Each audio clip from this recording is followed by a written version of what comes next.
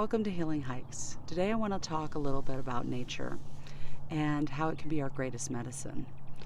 Today I was hiking and I was able to finally let my mind go and not focus so much on myself and allow myself to be one with everything around me.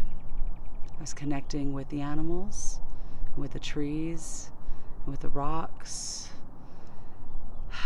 with the air and the clouds. And I could feel that oneness, that space all around me and within me connecting.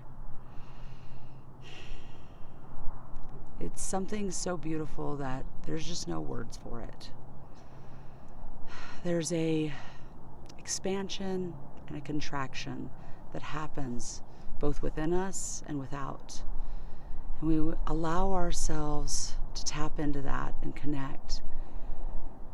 It calms our nervous system, it calms our mind, and we're able to just finally be. So I hope today you connect with that. You get outside and allow yourself to just feel, just be. Take a look around.